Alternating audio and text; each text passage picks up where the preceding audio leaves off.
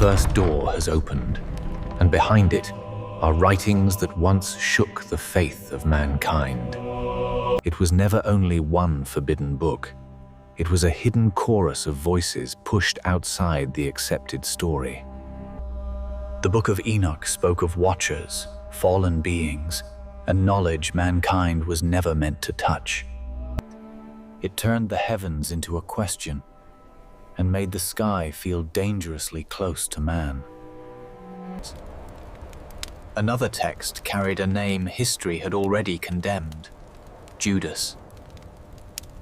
What if betrayal was not remembered, but written by those who survived to tell the story? The Gospel of Judas did not simply tell a story. It challenged who had the right to define it.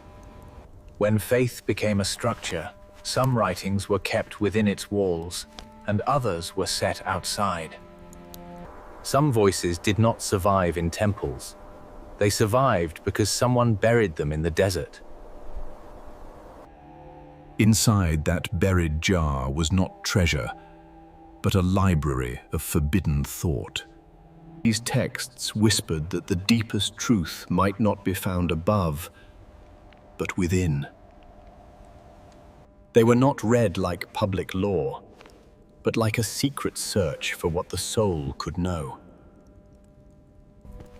And because these ideas stood outside the accepted order, many were placed outside memory itself.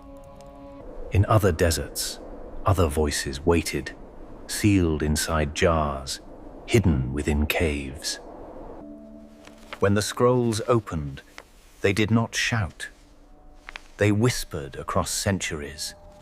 Together, these writings formed layers of memory, some preserved, some buried, some nearly erased. When faith meets another voice, it does not always collapse. Sometimes it begins to tremble. The danger was not that these texts gave easy answers, but that they taught the reader to ask again.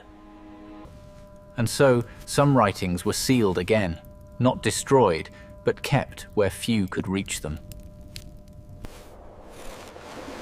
They were not always destroyed. Sometimes they survived by disappearing. Centuries passed. Empires changed. The men who wrote them vanished, but the texts remained. When they returned to the light, they did not return as answers, but as questions. These writings remind us that faith was never a single voice, but a struggle over which voices would remain. Who decides which words become sacred memory, and which words must disappear? The archive does not speak loudly. It waits until someone is willing to hear what was left outside. Sometimes, what shakes belief is not what a text says, but what history has left missing. Every tradition remembers through what survived, and forgets through what was made silent. To read them is to stand between what was taught and what was almost forgotten.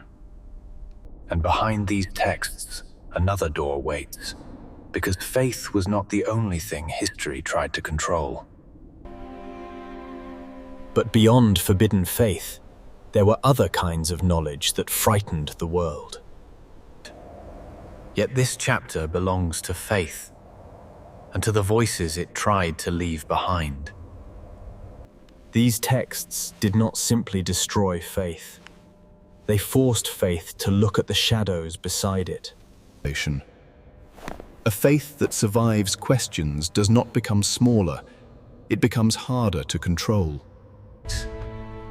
But the archive does not end with faith. The next file waits among stars. The religious file closes, but the questions it opened will not return quietly to the dark. The texts can be tied shut, but the questions they awaken cannot be sealed again. Beyond the sacred file waits another fear, the fear of knowledge mistaken for magic. If you wish to open the next forbidden file, Leave the words, Part 3.